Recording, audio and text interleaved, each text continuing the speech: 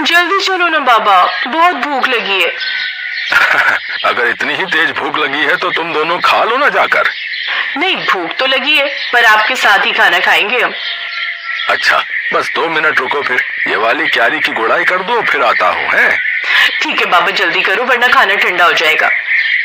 काव्या की बात सुनकर हरिया मुस्कुरा दिया और अपना काम खत्म करने में लग गया। ये कहानी हरिया की इन्हीं 2 बेटियों की है, जिनके नाम थे काव्या और कीर्ति। दोनों बहनें अपने बाबा हरिया और माँ गीता के साथ गांव में रहती थी, जहां उनके घर के ठीक सामने उनका बड़ा सा खेत था और खेत के बगल में एक बड़ा सा तालाब भी था।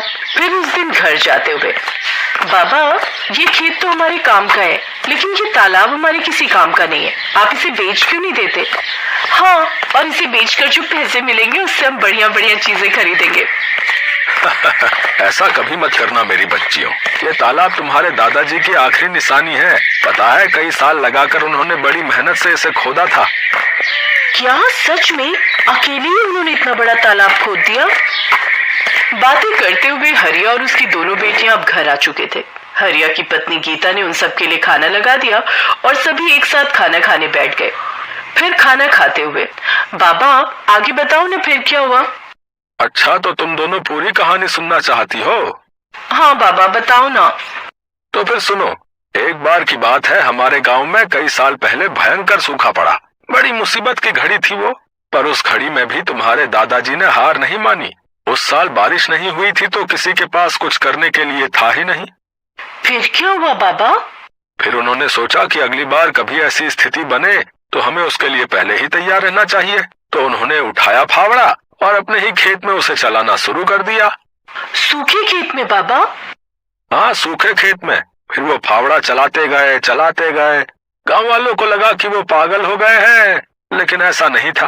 कई महीनों तक वो अकेले ही उस खेत को खोदते रहे और फिर धीरे धीरे उसने एक बड़े से गड्ढे का रूप ले लिया, यानी वो तालाब बन गया। फिर उसमें से पानी निकला बाबा? ऐसे थोड़े ही निकल आता है पानी। फिर उन्होंने इंतजार किया। जब बारिश आई तो सब देखते ही रह गए, क्योंकि बारिश के बाद वो बड़ा सा गड्ढा सुंदर सा तालाब बन चुका था और उसमें ढेर सारा पानी जमा हो गया था। तब जाकर गांव के लोगों को समझ आया कि बाबा ने असल में बारिश के पानी का संचय किया है, जो अगले साल की बारिश तक सबके काम आने वाला था। अरे वाह, दादाजी ने तो कमाल कर दिया। अब तुम्हारे दादाजी नहीं है, लेकिन उनका दिया हुआ ये तालाब और उनकी सीख की मुसीबत की घड़ी में हार नहीं माननी चाहिए, ये आज भी हमारे साथ है बेटा। हाँ, सही कहा आपने बाबा। ओहो, अब कहानी पूरी हो गई हो तो खाना भी खा लो, सारा खाना ठंडा होने को आया है। बाबा, माँ तो बहुत गुस्से में लग रही है। कोई बात नहीं, मुसीबत की घड़ी में हार नहीं माननी चाहिए। अब जल्दी से खा लो, इससे पहले की बात हाथ से निकल जाए। हाँ। काव्या और हरिया फुसफुसाते हुए हंसने लगे। इसी तरह कई साल बीत गए। फिर एक साल उनके गांव में फिर से सूखा पड़ा। परिवार के लिए बड़ी दिक्कत आ गई। हरिया को एक बीमारी ने जकड़ लिया। गर्मी और बीमारी की वजह से हरिया और तालाब दोनों ही सूखते जा रहे थे। हरिया की तबीयत दिन ब दिन बिगड़ने लगी और फिर, माँ तुम चिंता मत करो, हम बाबा को शहर लेकर जाएंगे, उनका अच्छा इलाज कराएंगे। पर इतना पैसा कहाँ है हमारे पास? हम कर्जा ले लेंगे माँ, मैं अभी जाकर साहूकार से बात करती हूँ। वो बड़ा बदमाश है कीर्ति, बेटा जरा ध्यान से। कीर्ति गांव के साहूकार के पास पहुंची और उसे अपने घर की सारी दशा बताई। ओहो, हरिया अच्छा आदमी है, इसीलिए तुम्हें कर्जा दे देता हूँ, लेकिन बदले में क्या गिरवी रखोगी? बताओ। हमारे पास ले देकर एक तालाब ही है भान सिंह जी। अरे उस नाले जैसे गंदे तालाब का मैं क्या करूंगा भाई? उसके बदले तो कोई ढेला भी ना दे। एक काम करो, तो मुझे अपने खेत के कागज दे दो और 2 लाख रुपए ले लो, ठीक है? कीर्ति अपना खेत गिरवी नहीं रखना चाहती थी, क्योंकि ले देकर उनकी कमाई का एक वही जरिया था। लेकिन उसे न चाहते हुए भी भान सिंह को अपने खेत के कागज देने पड़े और उसने साहूकार से 2 लाख रुपए ले लिए। माँ तुम चिंता मत करो, देखना बाबा का इलाज अच्छे से हो जाएगा, वो पहले की तरह एकदम ठीक हो जाएंगे। हाँ, भगवान करे ऐसा ही हो। थोड़ी देर बाद पूरा परिवार बस में बैठकर शहर के लिए निकल पड़ा। वो लोग शहर के एक बड़े अस्पताल में पहुंचे, जहां उन्हें पता चला कि हरिया की किडनी खराब है और इलाज में 4 लाख रुपए लगेंगे। अब गीता और दोनों बहनें चिंता में आ गई। उन्हें फिक्र सता रही थी कि बाकी पैसों का इंतजाम कैसे होगा। तभी कीर्ति तू एक काम कर, तू काव्या को लेकर गांव जा। वहाँ छोटे वाले कमरे में एक पुराना संदूक है, उसमें मेरे चांदी के कुछ गहने हैं, जल्दी से वो सब लेकर आ जा। पर माँ उनसे क्या होगा, हमें पूरे 2 लाख रुपए और चाहिए। अरे कुछ तो होगा, बाकी का भी देख लेंगे। गीता की बात मानकर दोनों बहनें वापस गांव चली आईं और घर पहुंचते ही उन्होंने उस संदूक को खोला। ये पहली बार था जब उन्होंने उस संदूक को खोला था। उस संदूक को खोलते ही सबसे पहले ढेर सारी धूल निकली। फिर एक लाल रंग के कपड़े की पोटली थी जिसमें गीता के कुछ गहने रखे थे। हे भगवान, मेरी माँ की शादी की निशानी भी अब हमें बेचनी पड़ रही है, हमारी मदद करो भगवान। कीर्ति की आंखों में आंसू थे। तभी काव्या की नजर संदूक की तली पर पड़ी जो कुछ उठी हुई सी थी। उसने वहां से लकड़ी का वो हिस्सा हटाया तो वहां उसे एक छोटी सी डिबिया नजर आई। दीदी ये क्या है और इसे इतना छुपा कर क्यों रखा है? पता नहीं, रुक मैं इसे खोल कर देखती हूँ। जैसे कीर्ति ने वो डिबिया खोली उसमें एक बड़ी सी चाबी और एक चिट्ठी थी। कीर्ति ने वो चिट्ठी खोली जो असल में उसके दादा ने अपने बेटे हरिया के लिए लिखी थी। कीर्ति ने चिट्ठी को पढ़ना शुरू किया। मेरे बेटे हरिया, मैं जानता हूँ कि तू मुझसे बहुत प्यार करता है, पर अब मेरी उम्र हो चली है और ये बीमारी मुझे अपने साथ लेकर ही जाएगी। तूने अपनी जिंदगी भर की कमाई मेरे इलाज पर खर्च कर दी, लेकिन ये ठीक बात नहीं है। आगे तेरी संतानों को भी पैसों की जरूरत पड़ेगी। एक राज छिपा कर रखा मैंने तुझसे, ताकि तू या तेरी संतानें सही वक्त आने पर उसका इस्तेमाल कर सके। तालाब की खुदाई करते वक्त मुझे कुछ मिला था। ये चाबी तेरी सारी समस्याएं खत्म कर देगी। बस याद रखना कि ये चाबी असल में मेरे दिल की है। दीदी क्या दादाजी ने पैसे या गहने छुपा कर रखे होंगे कहीं? हाँ काव्या, लगता तो ऐसा ही है। तू सोचना, जरूर दादाजी के पास कुछ ऐसा था जिसकी मदद से वो खुद का इलाज करा सकते थे, लेकिन उन्होंने वो हमारे बाबा और हमारे लिए छोड़ दिया और अपने प्राणों का बलिदान कर दिया। पर सवाल ये है कि क्या बाबा को इस बारे में कुछ पता नहीं चला? कैसे पता चलता? कितना छुपा कर तो रखी थी डिबिया दादाजी ने, वो तो पता नहीं कैसे मेरी नजर पड़ गई इस पर। लेकिन दीदी ये चिट्ठी के आखिर में किस तरह की पहेली है? अब हम दादाजी का दिल निकाल कर कहाँ से लाएं? बुद्धू वो किसी तरफ इशारा कर रहे हैं। उन्होंने कहा कि ये चाबी मेरे दिल की है। इसका मतलब कोई ऐसी चीज जो उनके दिल के सबसे करीब थी। उनके दिल के सबसे करीब तो बाबा हैं, पर बाबा में चाबी थोड़ी ही लगेगी, कुछ और सोच। हाँ दीदी, उनके दिल के करीब वो तालाब ही है जो उन्होंने बहुत मेहनत से खुद ही खोदा था। शाबाश, सही कहा। पर इतने बड़े तालाब में हम ये चाबी कहाँ लगाएंगे? किस जगह? सोच कीर्ति, सोच। दीदी चाबी तो किसी ताले में ही लगेगी और ताला जरूर किसी चीज की तो सुरक्षा कर रहा होगा। हाँ, जैसे कोई पुराना संदूक, लेकिन वो संदूक पूरे तालाब में कहाँ है ये कैसे पता चलेगा? और पूरा तालाब खोदने में तो बहुत वक्त लग जाएगा। हाँ, और डॉक्टर ने जल्दी पैसे मंगवाए हैं। क्या करे दीदी? मिल गया, मान गई। दादाजी तो बहुत ही समझदार थे। मतलब उन्होंने एक ही पहेली में 2 उत्तर दिए हैं। उनके दिल की चाबी मतलब तालाब, और दिल कहाँ होता है? शरीर के बीचों बीच। तो हम तालाब के बीचों बीच खुदाई करेंगे, वो भी रात को। वाह दीदी, क्या दिमाग पाया आपने। वैसे दीदी एक बात तो माननी पड़ेगी, दादाजी बहुत समझदार थे, लेकिन शायद वो जानते थे कि उनकी आने वाली पीढ़ियां भी बहुत समझदार होंगी, तभी तो उन्होंने इतनी मुश्किल पहेली रखी थी। काव्या की बात सुनकर कीर्ति मुस्कुरा दी और फिर रात में उन दोनों ने तालाब के बीचों बीच खुदाई शुरू कर दी। और थोड़ी सी खुदाई के बाद उन्हें वहां से वाकई एक संदूक मिला। और फिर जब उसे खोला गया तो उसमें ढेर सारे सोने के सिक्के थे। दीदी क्या ये सोने के सिक्के हैं? हाँ काव्या, दादाजी ने सही कहा था कि सारी मुश्किलें हल हो जाएंगी। दादाजी भले ही चले गए, लेकिन वो जाते जाते हमारी सबसे बड़ी मुश्किल हल कर गए। अगले दिन कीर्ति ने उनमें से कुछ सिक्कों को सुनार को बेच दिया और उसके बदले में ढेर सारे रुपए ले लिए। उसने हरिया का पूरा इलाज कराया और साहूकार का भी कर्जा उतार दिया। फिर एक दिन घर में, बेटा तुमने बताया नहीं कि तुम्हारे पास इतना पैसा आया कहाँ से? कीर्ति ने हरिया को उसके पिताजी की चिट्ठी पकड़ा दी और काव्या ने उसे सारी कहानी बताई। बेटा, बाकी बचे हुए सिक्कों का हम क्या करेंगे? माँ उन्हें बेचकर हम इस तालाब को और बड़ा और सुंदर बनाएंगे, जिसमें प्यारी प्यारी मछलियां होंगी, और बगल में बगीचा बनाकर लोगों के बैठने का इंतजाम करेंगे। साथ ही साफ पानी के लिए प्याऊ भी लगाएंगे, ताकि हर बार जब भी कोई यहाँ आए तालाब के किनारे बैठकर ठंडा और मीठा पानी पिए और दादाजी के दिल को सुकून मिले।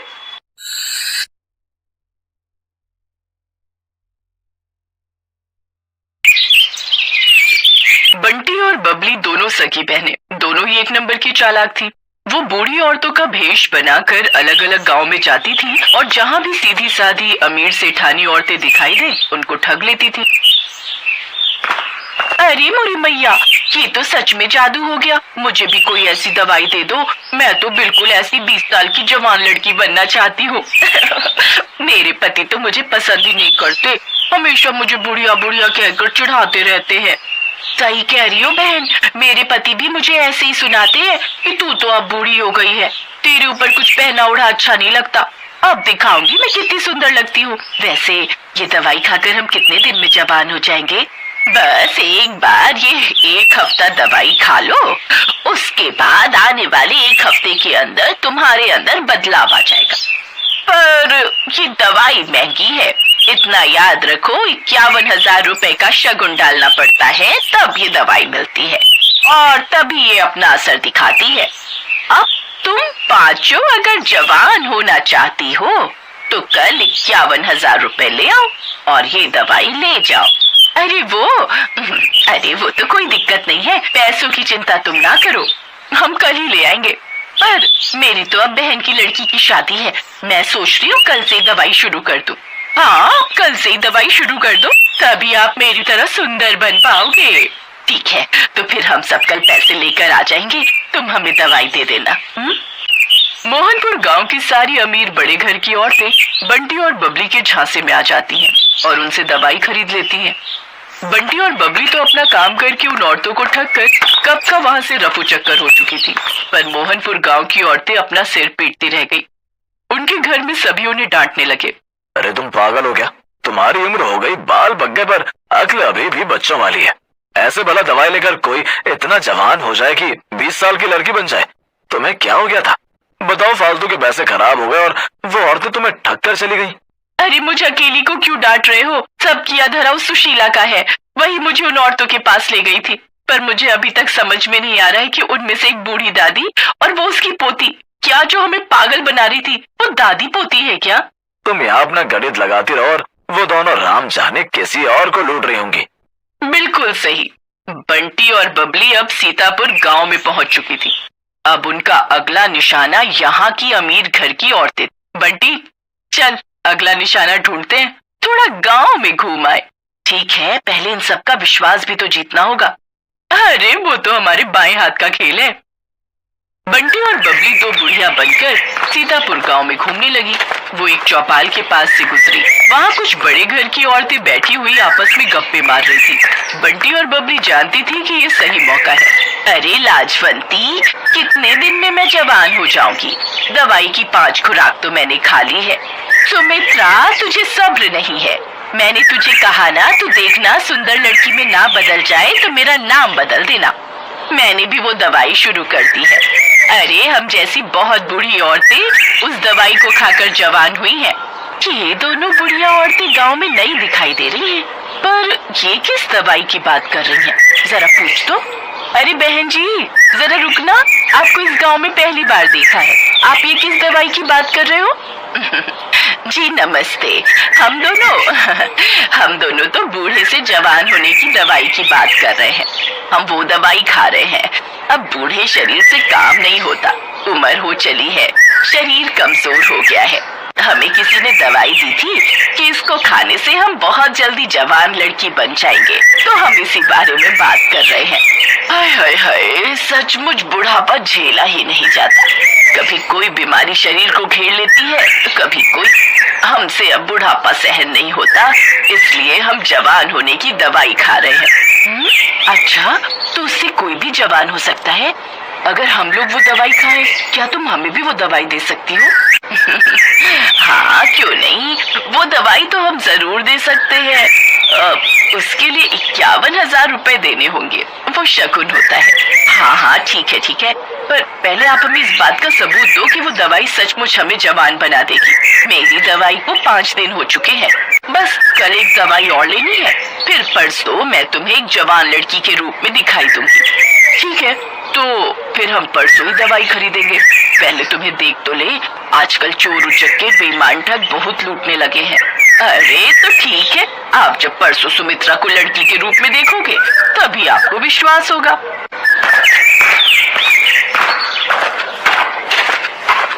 यार बबली, अब कुछ दिनों के लिए बाहर घूमने चलेंगे, बस ये थोड़े और पैसे आ जाए। बहुत थक गई हूँ मैं ये बुढ़िया बन बनकर। ठीक है, बस ये काम हो जाए, फिर इस बार हम लंबी छुट्टियों पर चलेंगे। बंटी और बबली इस बार बहुत खुश थी क्योंकि उनके पास इस बार बेईमानी के बहुत सारे पैसे जुड़ चुके थे। अगले दिन गांव की सारी अमीर घर की औरतें बंटी और बबली के पास दवाई लेने पहुंच जाती हैं। ये मेरी ननद है, कल ही दूसरे गांव से आई है। मैंने इसे भी आपके बारे में बताया तो ये बोल रही है कि इसे भी वो दवाई चाहिए जिससे आप बूढ़े से जवान हो जाओ। वैसे आपकी दूसरी साथी कहाँ है? क्या वो जवान हो गई? हाँ बहन जी, वो तो कल रात को ही जवान हो गई थी। अरे सुमित्रा, जरा सामने आ जल्दी से, इन्हें अपना जादू दिखा। सब औरतें चौंक जाती हैं क्योंकि बबली अब एक लड़की के रूप में थी। तभी सेठानी की ननद बोली, क्या बात है, वैसे कितने दिन लगे आपको बुढ़िया से जवान होने में? मुझे तो 1 हफ्ता लगा था। वैसे अब दवाई में नया तरीका अपनाया गया है, आप सबको सिर्फ 2 दिन ही लगेंगे। अब आप जल्दी से ये पैसे जमा कर दो तो हम आपको दवाई दे दे। 2 दिन का इंतजार क्या करना है, मैं आपको अभी लड़की बनकर दिखा देती हूँ। सेठानी की ननद कोई बूढ़ी औरत नहीं थी, बल्कि सेठानी की भतीजी ये सब नाटक कर रही थी, जो पिछली रात ही अपनी बुआ के घर रहने आई थी। जब सेठानी की भतीजी रीमा को ये बात पता चली तो उसे दाल में कुछ काला लगा, क्योंकि उसकी अपनी सहेली की माँ के साथ ऐसा हो चुका था और वो बदमाश औरतें कहीं नहीं मिल रही थी। बुआ जी, ये कोई बूढ़ी औरतें नहीं, ये 2 चालाक लड़कियां हैं। ये ठग हैं, गांव गांव जाकर सबको बेवकूफ बनाती हैं और पैसे ठगती हैं। असल में इनका नाम बंटी और बबली है। पहले ये 2 बुढ़िया के रूप में गांव में जाती थी, फिर इनमें से एक अपने रूप में वापस आ जाती है। बस यही सारी औरतें धोखा खा जाती हैं। ये अपना मेकअप उतार देती है।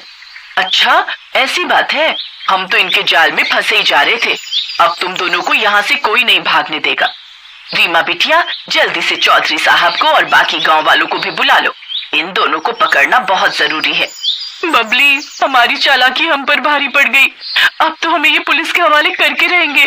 तुम ठीक कह रही हो बहन, कोई बात नहीं, थोड़े दिन जेल की रोटी खा लेंगे। रीमा की समझदारी से बंटी और बबली, जो कि बहुत समय से लोगों को ठगने का काम कर रही थी, उन्हें पुलिस पकड़ लेती है और उन्हें जेल हो जाती है। दोनों को अपने किए की सजा मिल जाती है। बंटी और बबली दोनों को समझ आ गया था कि चोर कितना भी समझदार हो, कितना भी चालाक हो, पर एक ना एक दिन उसे अपराध की सजा जरूर